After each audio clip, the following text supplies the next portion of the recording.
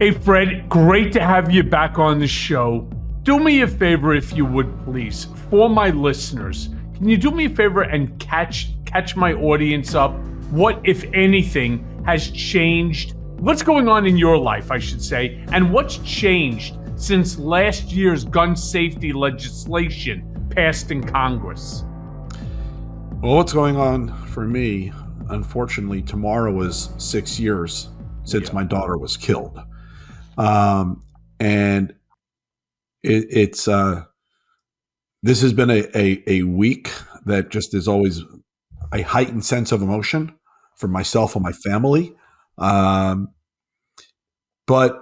to answer your other question about what's changed, and I think it gets to the significance of tomorrow being 6 years.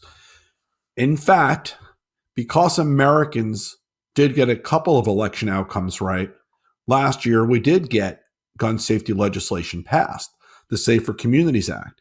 And 2 weeks ago, I was at the FBI facility in West Virginia where they do threat assessment and conduct the background checks. And much of the work we did in that to enhance background checks on under 21, it's working. It is working. The legislation is working. And so I was really pleased to see that.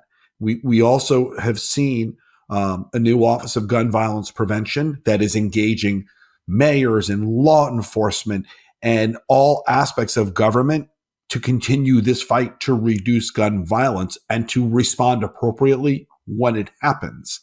But something else has changed. And this is where I think you and I find far too much connection.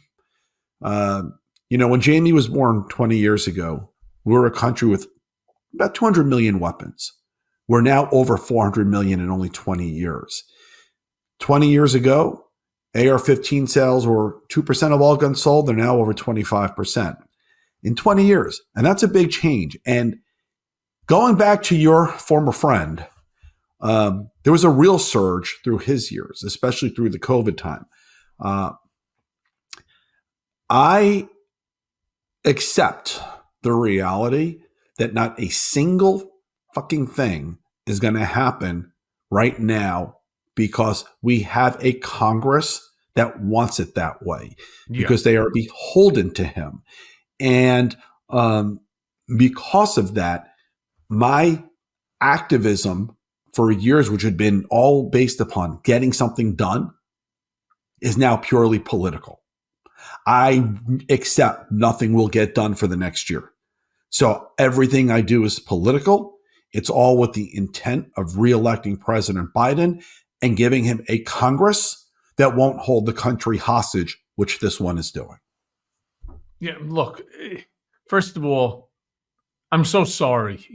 Every year when kind of you and I speak, since the first time that we started speaking, I just say the same thing. It's so wrong. It's so gross. Our complete refusal to acknowledge gun violence in this country and the fighting between the two political parties over sensible gun legislation will never, ever make sense to me. Last weekend's shooting at Joel Osteen's church in Houston, right outside of Houston, it probably could have been avoided.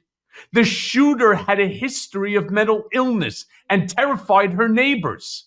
I mean, she had been picked up for illegally carrying a firearm, and yet she was allowed to buy a fucking automatic weapon. It was Texas. It's Texas. Why couldn't she be stopped, Fred? Listen, because, and again, it's 80-something% of Americans agree with you and me. This is not about Republicans versus Democrats. Most actual Republicans agree with Democrats. We can do better here. But those who managed to get the base of their party to vote for them and currently serve are all in on the idea of more guns on our streets. America wants this fixed. This is not complicated. And so I will say this. If you go back to 1977, and I'll give you a very quick history lesson. America was a country that always had gun owners, but believed in gun safety. We always passed laws for gun safety. In 77, the NRA under new leadership moved in a new direction, and they continued to change direction through the 80s. And in the 90s, they were hitting their stride. And we really saw the impact of the work they did through the 90s impact my family. My daughter was born in 2003. And over the past 20 years, we have seen this escalation. You have governors like Abbott in Texas who fought and passed the legislation that made this insane shooting in that Houston church possible. Abbott fought for the things that caused that to happen. So we Americans, we need to stop sitting home on election day. We know what we want. We keep saying it in the polls, but we unfortunately only see the extremes showing up and voting. This election day in 24, it can't happen. I have news for you.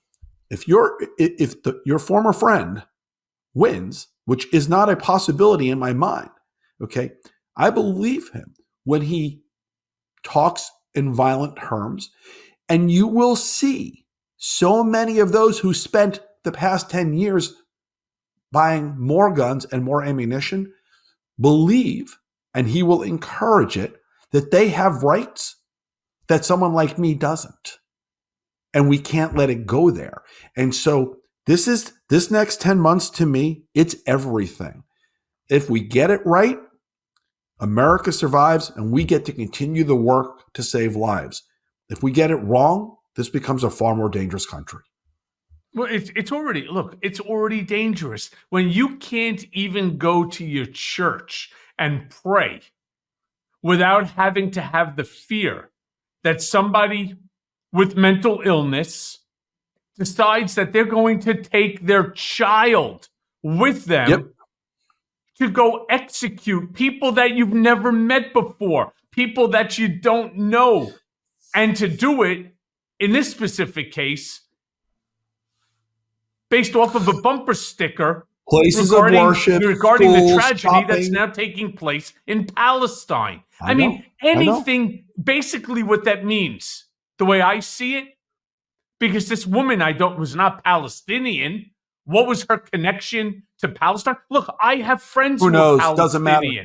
I have friends who are Palestinian. Maybe I get angry because I don't like the way my glasses are fitting, that they're not sitting perfectly straight. Is that supposed to give me the right within which to take up arms and then to go injure, or kill innocent people? I mean, everybody has a grievance today.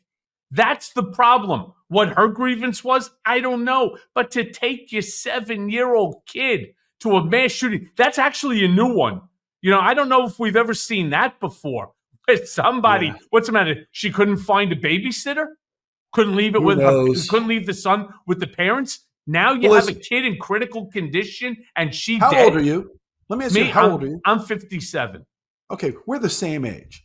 When you and I had grievances, we'd handle them. I mean, you yell, maybe you punch somebody, but you handled it that way. And everybody moved on. Today, and again, it's a relatively newer phenomenon, people handle grievances with guns. It's what makes America different than other countries, because other countries have mental illness. They have all that same stuff. Okay. But you and me, we're both the same age. It wasn't always this way. This is a 20-year problem.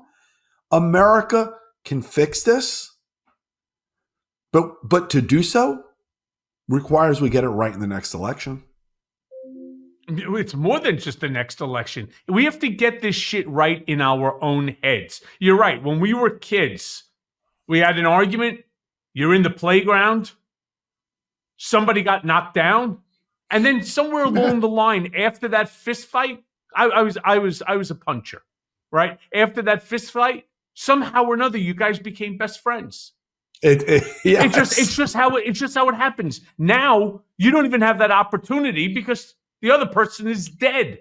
I mean, you're 17 years old. You're unhappy because you weren't prom king, or you weren't captain of the football team or the basketball team or whatever it might be. And so you have a grievance. Oh, I know. I'm going to resolve that grievance in my own mind. I'm going to go and I'm going to buy a firearm, or worse, you're 18 years old. So you're actually allowed to buy it legally in some states. Could you imagine this? You could buy a firearm, but you can't go into the store and buy a beer. That makes a lot of fucking sense to me. No, it doesn't. Listen. By the way, that was called sarcasm. No. Sarcasm. You and I are probably created from the same sarcastic mold, so I get it. Listen, one of a guy who's become one of my closest friends, former Congressman Joe Walsh. Yep. Politically, we are very different. I'm big but fan. we actually started talking. You know, we found ourselves completely disagreeing until we started talking. And we get along so well now, and we have found a lot of political areas of agreement. And the thing is this, Joe and I, we're both guys who love our democracy. Starting next week, we're actually going to go on a tour modeling like how to have civil, decent conversations with people who maybe you thought you wouldn't ever be able to talk to, because it matters. It's how we go forward. And so I hope that we as a country can find a way to show that the Trump approach that requires you must hate people. I mean, literally, that's what his approach. You have to hate people. You can't disagree with them. You have to hate them. And that's not who we are as a country. And so I hope we can defeat it. And I hope when people do have aggressive thoughts or they get unhappy with someone else, they find more normal ways to solve their issues. I'll go back to the Safer Communities Act for a second. One of the things that I'm really proud of that we got into that legislation is the enhanced background checks on under 21, because they tend to be more emotional and they tend to be people who solve issues with more aggression. And it's working. We are stopping people under 21 from going out and buying guns who are a threat to themselves or someone else. I mean, again, unless you are in the military, I don't understand the whole need. And I hear this from so many of my friends, my Republican friends, that the NRA will never let you get rid of, for example, AR-15s, because almost like the way people used to call marijuana a gateway drug, that would be like gateway legislation to getting rid of all guns. And I turn around and I say, that's just not true. Nor is that really what the Second Amendment was even about. The Second Amendment wasn't about having a hand grenade. In fact, the way I tried to pose it to him is, I'll tell you what I would like. I would like to buy a land-to-air rocket launcher. I just fucking want one. I think they're cool looking. I want one on my wall. It's a conversation piece, but I do want it fully functioning and so on, for whatever the purpose may be. And maybe a box or two of hand grenades would be really nice to have laying around in Manhattan as well. Yeah, why not? Why not? It's the same conversation that you're having with an AR-15. That is a weapon of death. Not that all guns aren't, but this one in particular, when it hits you, there's nothing. There's just nothing left. It is that destructive. So here's some. In fact, in the past 3 years, they've become the most commonly used in gun violence, and when used, obviously far more deadly. But here's a little history. Because when people say, oh my God, they're coming after AR-15s, they're coming after everything. The truth is the AR-15 is a relatively new phenomenon in the American gun culture. Okay. Again, 20 years ago in 2003, there were about 2% of all guns sold. There weren't that many of them out there. In 2008, they were still under 5% of all guns sold. Now, remember, the ban ended in 2004. In 2008, the Heller decision was put out by the Supreme Court, and it made use of this phrase "common use." And the industry, this is again only 15 years ago. That's how long this has been a problem. It's not a long time. Went on this manufacturing binge, over manufacturing them to put them into common use. And 15 years ago, they said, oh, it's for hunting, it's for sport. That's what they said. But then they were manufacturing them so aggressively that they had to develop new strategies. So you remember, all of a sudden, if you didn't go out and look at an AR-15, your man card. But that's all 15 years from ago. We've literally allowed this to happen in just 15 years. We don't have to accept it as okay. Our lives are at risk because of it. I visit my daughter in a cemetery because of it. It's not okay. No. Oh. Let me ask you this, because I know that Elizabeth Warren and Hank Johnson reintroduced Senator Ed Markey's Gun Violence Prevention and Community Safety Act late last year. Has there been any movement on that since?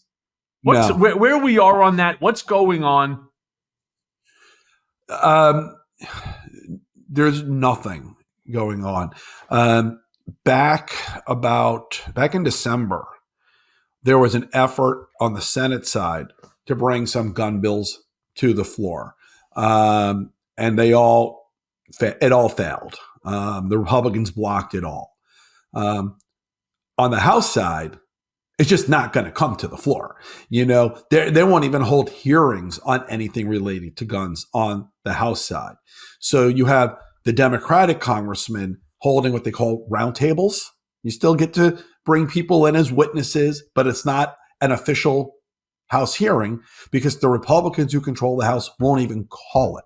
They won't even have the hearing, let alone schedule a vote. So, Michael, here's again reality. Not a single thing, not one, will happen in DC as it relates to any gun legislation until after the election. Heck, they can't even pass legislation right now to defend our allies. They're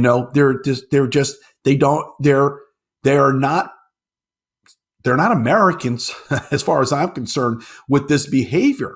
I don't know who it is that they are reacting to, but it's not. Fred, what's they in would America's argue best with you. interest. They would argue with you that they are the real Americans. That you and I, who have this misguided ideology on the Second Amendment, we're the traitors to the Constitution. That you should have the right to bear whatever arms that you want, regardless. In fact, they're so pro AR-15 that they proudly wear an AR-15 on their lapel. I mean, talk about obnoxious. And, one of the things that also came out recently in that tech hearing that they held in Congress, where they brought Zuckerberg and others, to the floor, is that the only two industries that you can't sue is these tech industries, right? The internet and the gun lobby and the gun industry. Lobby. Which I find to be insane. I really do. I don't also understand. You know what?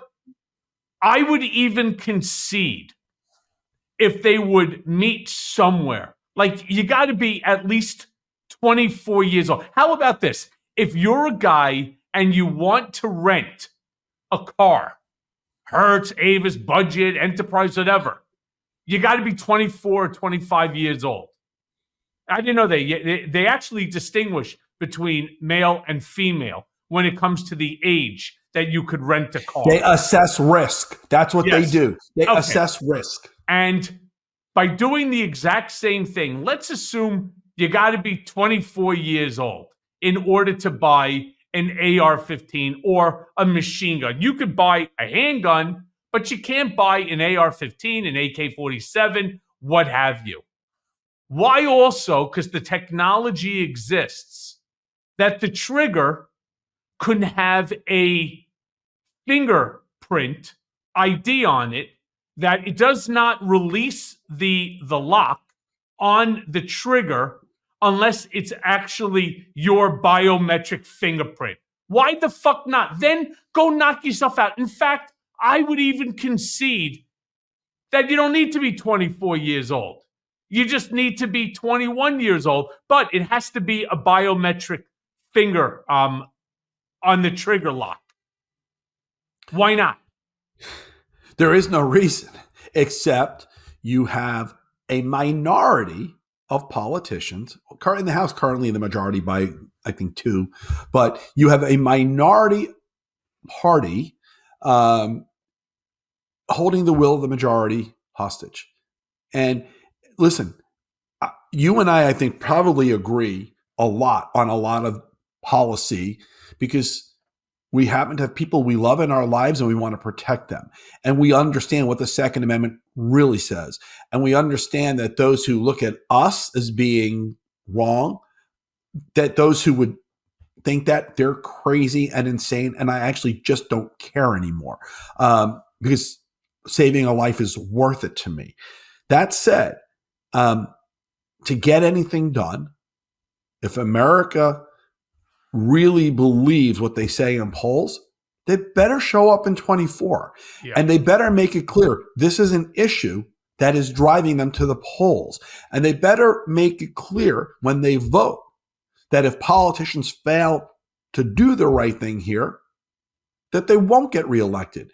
But 24, this is the election where all the hard work that has brought us forward in DC on this issue either gets to continue or it comes to a full stop. And I'm not ready for that to happen.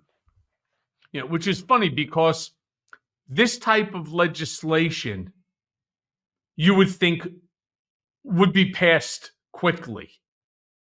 It's the same people that fight this type of legislation that were so fast to jump on the bandwagon of the overturning of Roe versus Wade. I mean, there are some very serious issues right now confronting the American people, far greater than even this fake notion that Joe Biden is old and not capable of remembering things. I mean, the fact that Donald Trump is the leader of one of the 2 political parties in our country, the fact that we can't pass sensible gun legislation, not to collect people's guns, some sensible gun legislation, but these same people feel very comfortable in telling a woman what she can and cannot do with her reproductive rights and getting involved in their bedroom. I don't understand it. That's why I am actually 100% online with you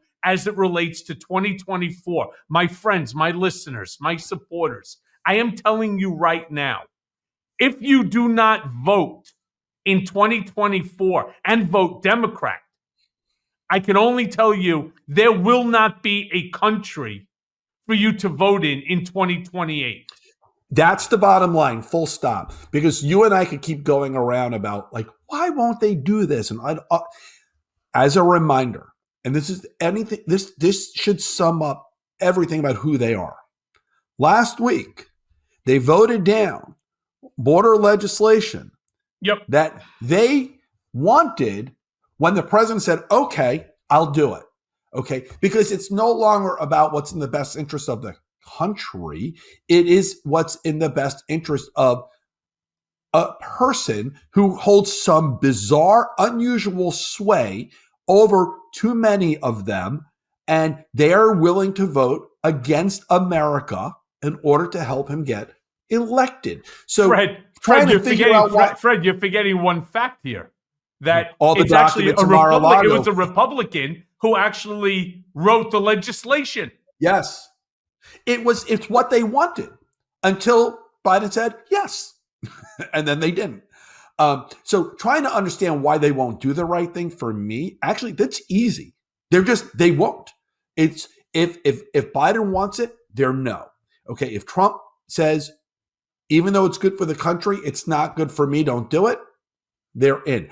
I don't understand. Listen, I understand why Trump is the way he is. I actually do. And that's who he is. And I can tune him out. I don't understand why all these other adults have bought into it and are willing to sell America out. But we Americans have a chance to do something about it because we can vote. Yep. You know, the last line in my book, Revenge, is Trumpism is fascism, and we must eradicate it from our body politic. I don't think there's a better way, to sum it up. Talk about, that book is over a year old, about being prescient. I mean, it's really crazy. But I want to jump onto something and ask you this, because we focus a lot on mass shootings, but suicides account for about half of all gun deaths in the United States. What's the best way to prevent that sort of self-inflicted gun violence? Well, and I'm glad you said it, because whenever people talk about gun violence and mental health, that's the real mental health issue. It is, in fact, too many people with a mental health concern, they don't go out and become violent. They turn a gun on themselves. And that's the real mental health issue. And so there's a couple of things. And again, going back to the Safer Communities Act, there was a lot of money in there to help build up better mental health services for people in a time of crisis like that. But I am a believer, full stop, in red flag laws.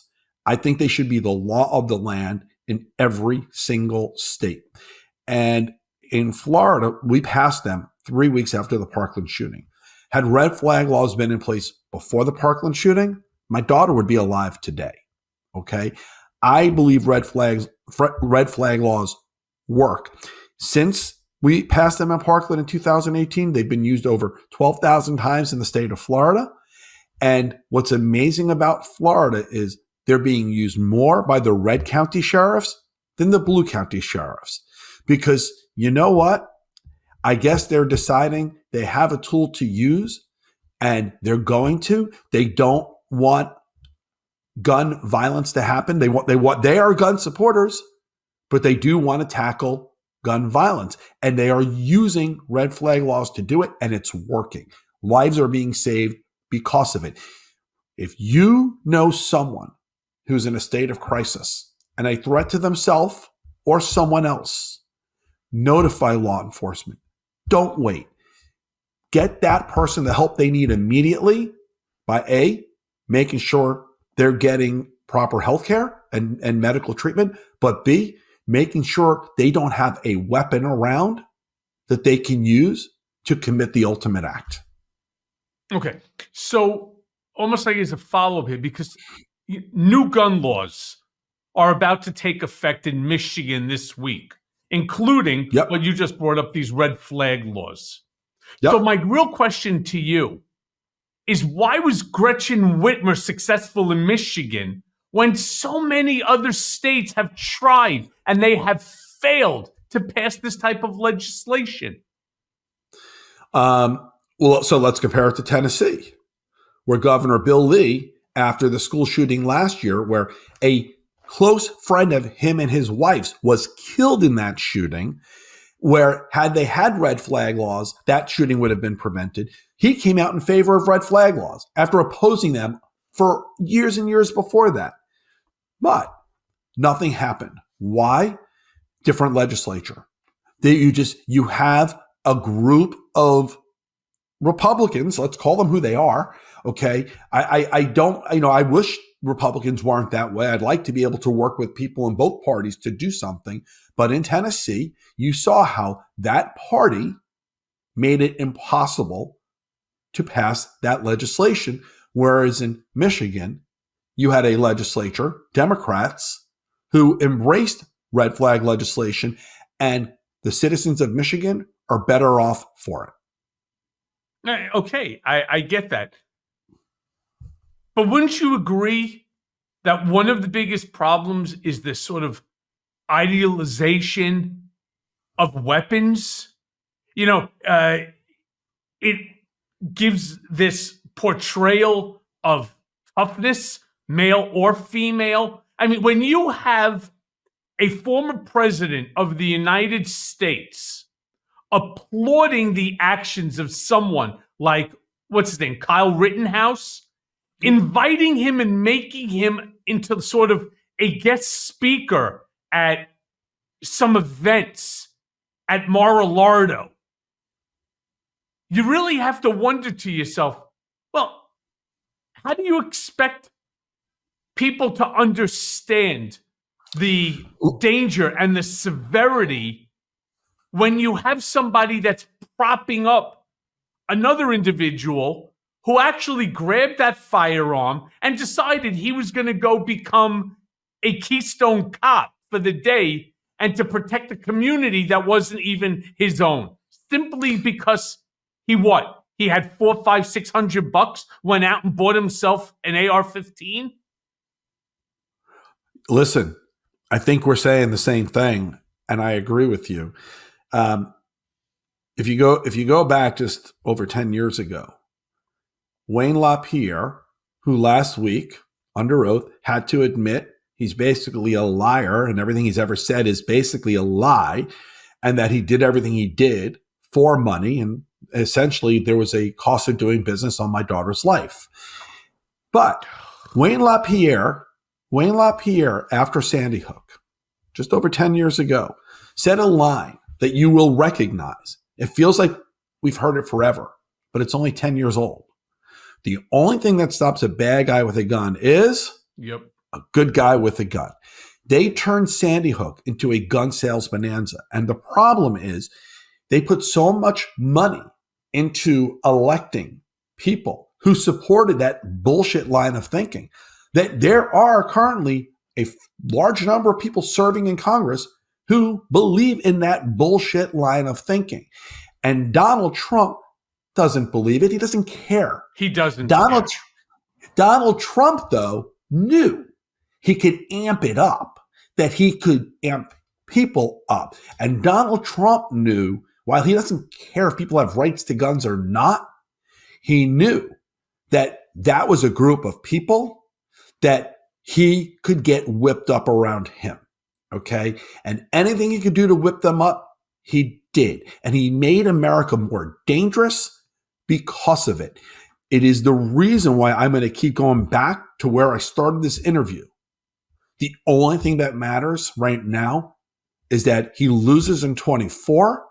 And unlike the grace that Richard Nixon was showed when he stepped away, Donald Trump should be shown no grace from the judicial system. Have you ever wished that you had a whiter and a brighter smile? Well, before you visit a dentist, you should know that their whitening treatments can be very expensive. And it's not just the price. You also have to book the appointment and schedule time away from work or family to sit in a dentist's office chair while undergoing the procedure. I mean, let's be honest, it's a hassle. Fortunately, now you can try Smile Actives at home or anywhere, anytime. Smile Actives offers a safe and an affordable alternative to those expensive whitening processes. Like most people, I'm a big coffee drinker. I drink a ton of coffee. And over time, I've noticed that my teeth have lost some of their brightness that I was originally used to seeing. 97% of Smile Active users in a clinical trial reported up to 6 shades whiter on average, all within 30 days. I'm using it. Look. I mean, simply add Smile Active Pro Whitening Gel to your regular toothpaste. It's been formulated with polyclean technology to boost stain removal and deliver active whitening ingredients into your teeth's grooves and crannies so that you get better whitening. Smile Actives makes a teeth whitening gel that can simply be added to your toothpaste every time that you brush your teeth. So no change in your routine, no extra time, and no more messy strips, trays, or lights. People will start commenting on your whiter, your brighter smile in just days. Smile Actives is the whitening boost your favorite toothpaste needs to give you the smile that you deserve. So I want you all right now to visit smileactives.com/Cohen today to receive a special buy one, get one free offer with auto delivery plus free shipping and handling. That's smileactives.com/Cohen. Terms and conditions apply. So see the site for details. Yeah. And I have such an issue too. I want to go back to that whole shooting at the church by Joel Osteen.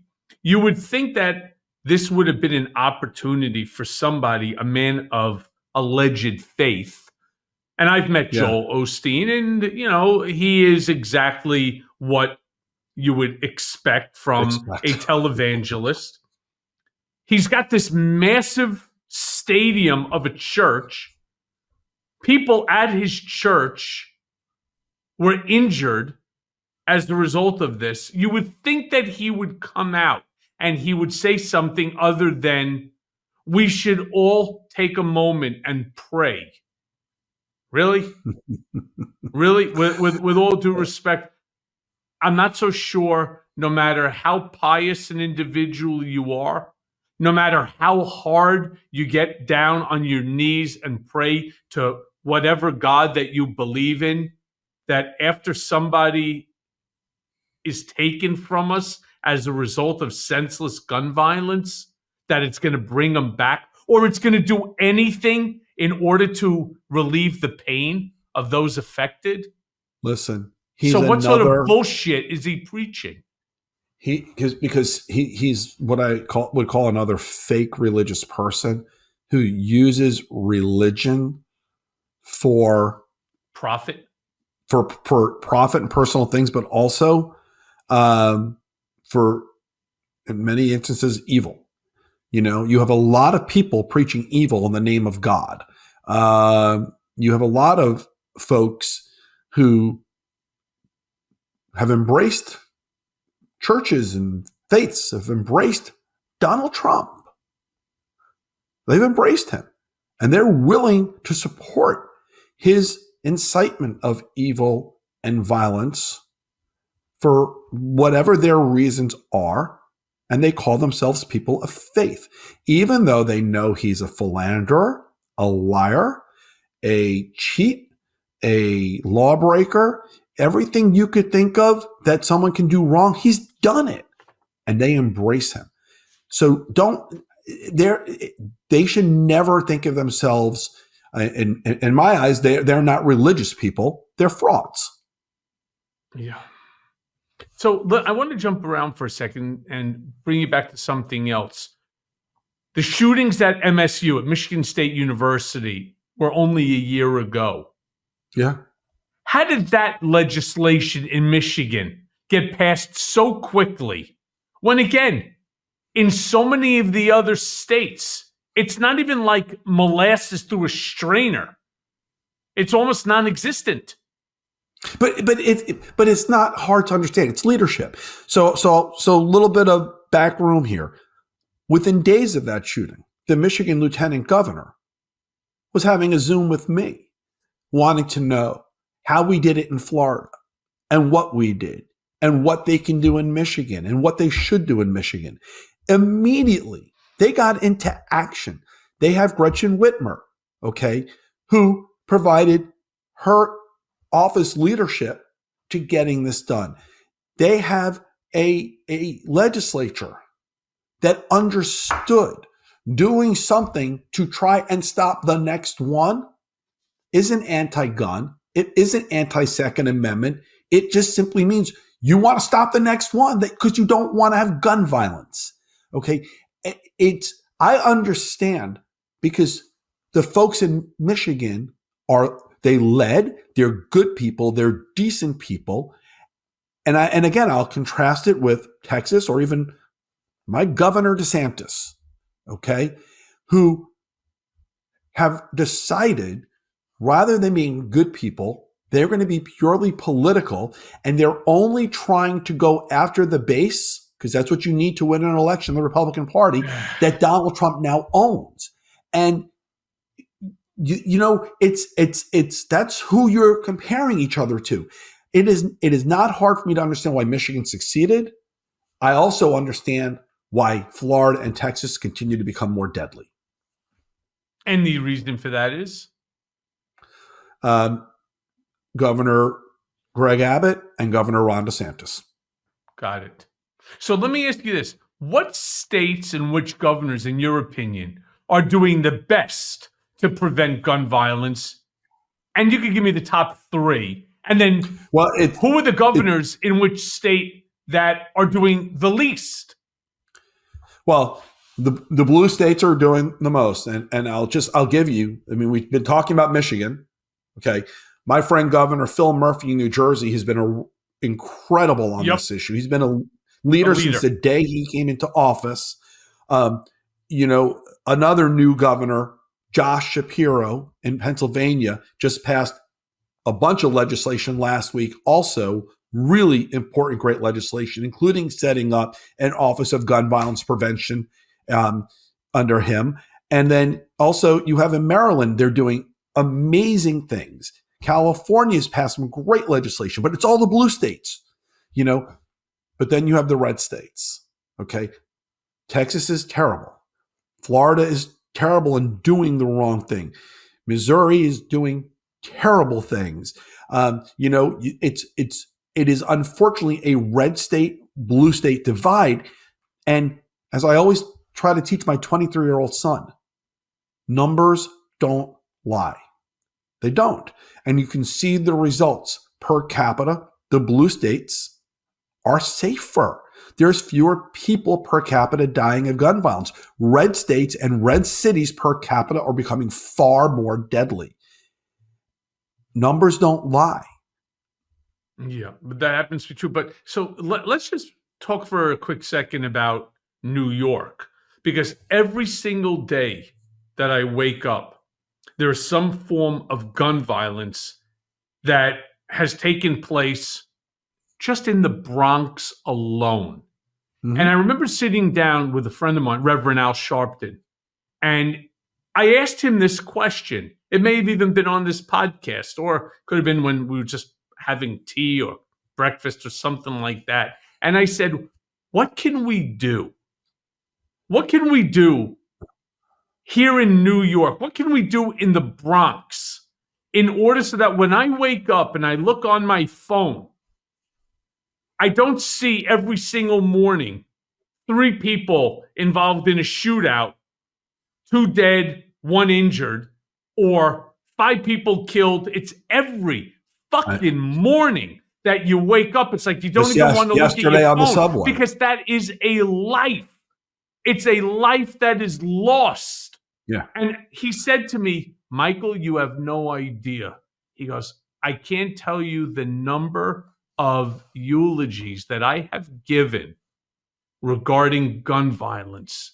He goes, we try to pass sensible gun legislation, even here in New York, but somehow or another, federal statutes now, are potentially going to overturn them and so on.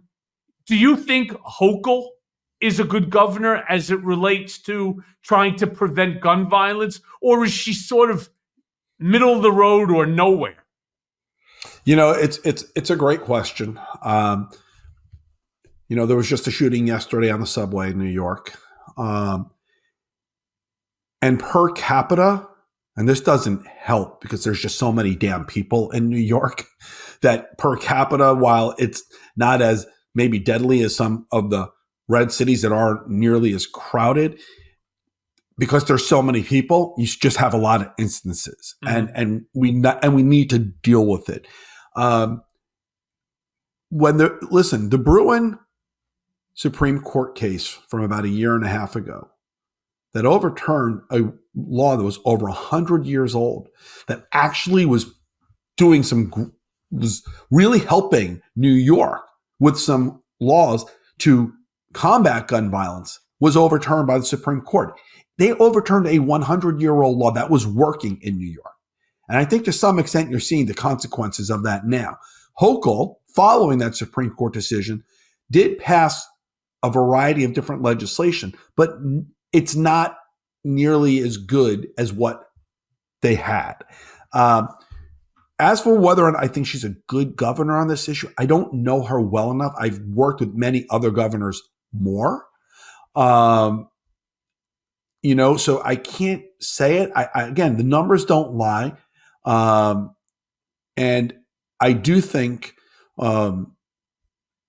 New York has some very unique issues. And I do know on a local level with law enforcement, they're trying to deal with it. But, listen, from what I understand, and don't quote me on this because I wasn't prepared to look at New York data. I do believe their rate of gun violence has started to go down in the city. Mm-hmm. That happens to be true. Yeah. So but I don't have the numbers. So It could be they have finally turned the corner. That actually is also true nationwide. We're seeing the rate of gun violence decline. I don't know if their number is going down more than the nation or less than the nation. I'm not as versed in New York specific issues. But listen, it's a very crowded place. There's a lot of people. And they did have, that the overturning of Bruin was a big deal. Yep. Yeah, it is a big deal. So can we go back to Wayne LaPierre for a quick second? Because I know that there's been that shakeup at the NRA, and Wayne LaPierre has finally stepped down. And he and the NRA went to trial in New York with our unsinkable Attorney General, Letitia James, earlier this year. Now, Tish claims that they violated nonprofit laws. You have any idea how that case is progressing? I hear nothing about it. There's so much other chaos right now. In the media. Michael. Wayne LaPierre was just on the stand, I think all of last week or the week before. No, that case is progressing. He was on the stand. He under oath admitted to all the lies, to his misuse of funds, to all of the things that he did with money that they received. Are you confusing Wayne LaPierre with Alan Weisselberg, the CFO of the Trump organization? Holy shit! Yeah, and you may have missed the Wayne LaPierre news because it was around the same time that Alan's name came back up in the news last week, also. But no, listen, the NRA is in big trouble. Tish has the goods. Oh, yeah. And that was clear last week. Look, she's a great attorney general. Oh, she really is. She's absolutely fantastic. And I can tell you that she's not bringing a case. Not this one, not the one that she brought against the Trump Corporation. Unless she has the goods. Unless she has the goods. And anybody that thinks that this is some sort of a witch hunt or a show for her, I can assure you that it's not. But it was staying on that NRA shit for a second, because Trump was speaking at an NRA gun show in Pennsylvania. And by the way, when you said just before that he doesn't care about the Second Amendment, he doesn't. In fact, Donald's not really a gun lover at all. Don Jr. and Eric, they're real hunters, but not Donald. That I can assure you. In fact, he really doesn't like guns at all. But Trump was speaking at this Pennsylvania NRA gun show last Friday, and he was bragging about his record of inaction on guns. Of doing nothing. Inaction. Yeah. Could you imagine you bragging about doing nothing? And I'm going to quote you here for a second. During my 4 years, nothing happened, Trump then said. And there was great pressure on me having to do with guns. We did nothing. We didn't yield. Now, if I recall, Trump made a big deal about standing up to the NRA after Parkland. He did. Trump afraid of the NRA? Or is he just so fucking stupid that his memory is so fucking shot that he doesn't even remember what position that he took merely a year ago? He remembers man, woman, child, camera, TV, elephant, dog, horse, bullshit artist, right? He remembers all that. but he doesn't remember standing up to the NRA? So listen, A, yes, I think he is stupid. And B, yes, I think his memory is shot. But there's also the C, which is he's just a miserable, you know what, who lies in the moment to serve a need. And Right. so when we go back to what happened in Parkland, he in fact was saying, I am going to get things done. He in fact was telling our families directly to our faces, we're going to fix this. It's going to get done. And then at night, taking his call from Wayne LaPierre saying, don't worry, I won't let anything happen. Okay. So he was speaking out of both sides of his mouth because that is who he is. So yes, stupid. Yes, bad memory, but also a miserable prick who spoke out of both sides of his mouth. And in fact, the NRA did get their wishes and our families were lied to. So I guess the answer is D, all of the above. Yes. Fucking believable. I mean, it's really, it's one of the problems when you listen to Donald Trump. If you actually stop and start to just write down some of the things that he says, in 24 hours, he's going to end the Ukraine-Russia war, or he could. In 24 hours, he was going to fix the budget. In 24 hours, he was going to fix immigration. In 24 hours, he was going to build the wall. In 24 hours, he's going to fix the Hamas-Israel, conflict, war. In 24 hours, he's going to do everything. Meanwhile, of course, nothing gets done, whether it's something as... Honestly, this is not a complicated issue. I think this is actually a relatively easy issue as it relates to the Second Amendment, as it relates to misusing and governing guns. I do not believe, I don't care what anybody says. You can't buy a beer out of a 7-Eleven. You shouldn't be able to go into a gun store. That's just my feel. Especially kids today, they're under a lot of pressure and a lot of tension. On top of that, with all of these games that are out there where, right after you get killed or you kill somebody, they all come back to life. There's almost like this weird sense of immortality, so to speak, that they almost like lose themselves in reality, and especially they lose themselves because of mental illness. Listen, none of it is complicated. It's actually all pretty easy to figure out what the causes are, what the issues are, and what the solutions are. But doing nothing is easier. And politicizing something may have value to you and the voters who you rely on in a primary. And so that's what you're up against.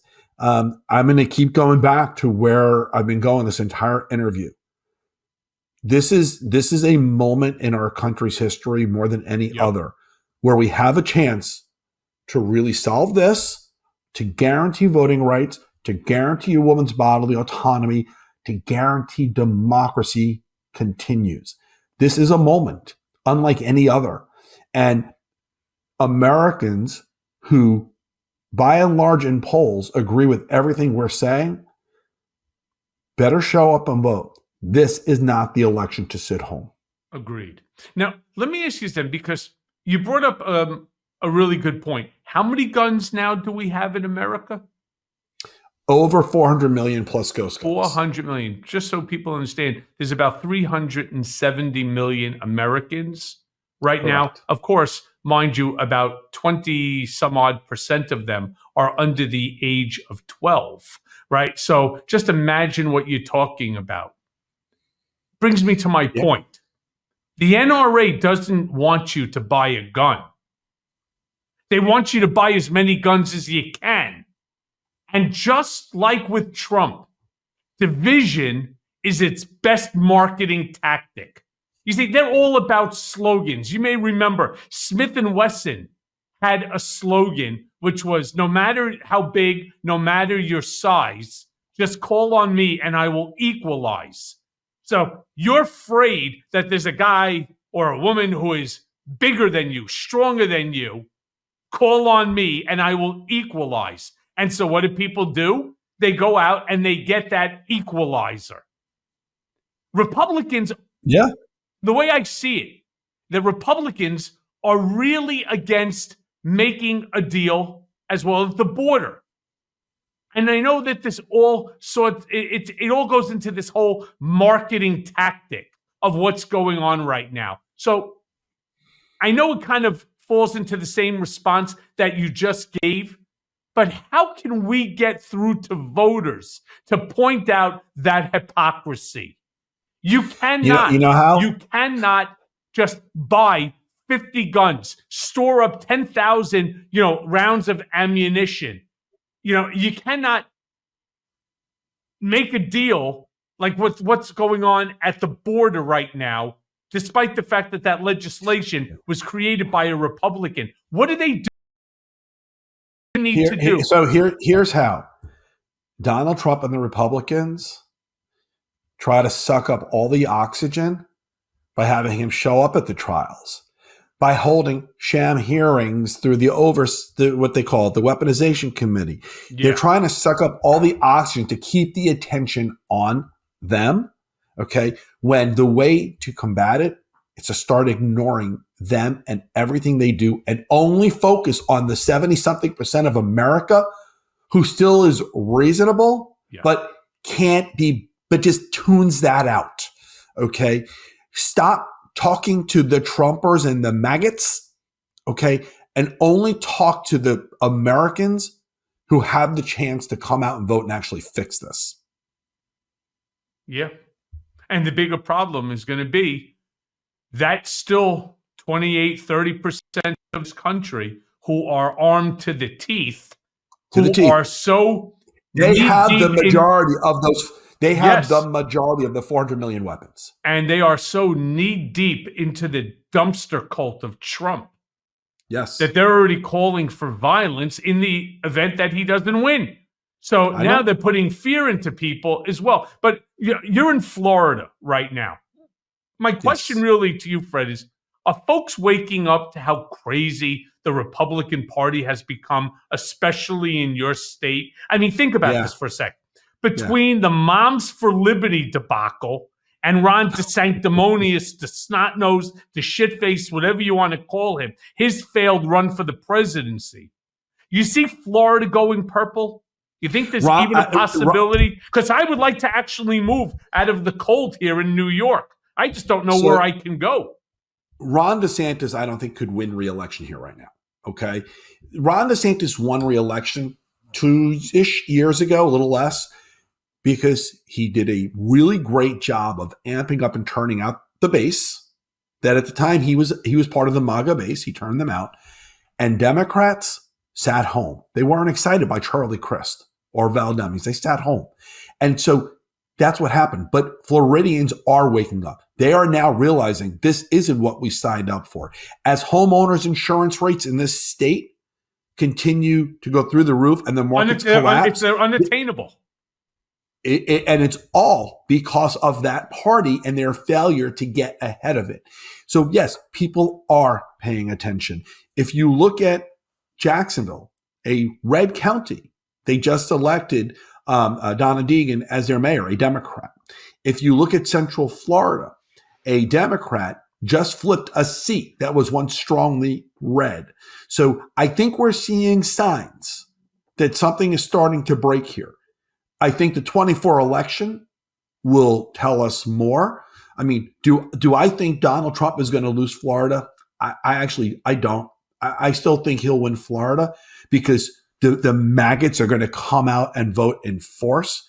But you know what?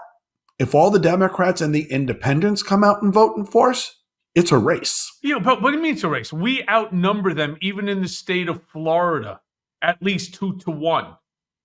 And 2-1 is not a race. That's will they vote? Will they vote? Yeah. So look, Fred, as the hour goes by very quickly, I have really sort of one kind of personal question that I would like to ask you, because Sure. injustice, like you and I have seen in the system, it can drive a person crazy. How do you stay sane on a day-to-day basis when all you see around you is the mayhem, the chaos, the animus, the injustice that's going on a day-to-day basis? There are days where I know I need to step away and take just a down day and a mental health break. And I'm really trying harder to take more of those. But the biggest way and the biggest reason is, and I know you can see over my shoulder, that's a photo of my daughter. It's a painting of my daughter dancing. And that was a flying leap that she just was famous for doing in the dance community down here. And the way that photo is positioned is with her over my shoulder. There's nothing that I can ever see, hear, or be told that will be worse than when I was told my daughter was killed. And because of the fact I've already gone through the worst possible thing, everything else seems manageable. Well, you stay strong, my friend. You keep doing what it is that you can do, because every single day that you hit the airwaves and you make your presence known is a potential of a life saved from the nonsense that, again, you and I know, my listeners know. We know what needs to be done. We know what is sensible. And yet, there's some people, as my grandma used to always say, you can't teach stupid. But you know what we can do? Vote them the fuck out of office. And that's how we fix this. Amen to you. Thank you, Fred, for joining me. Wish you all the best today, tomorrow, and every day. I'm always here for you, pal. And really Thanks, do Michael. truly appreciate seeing you and appreciate speaking to you again. Thank you. You have a great day. You too.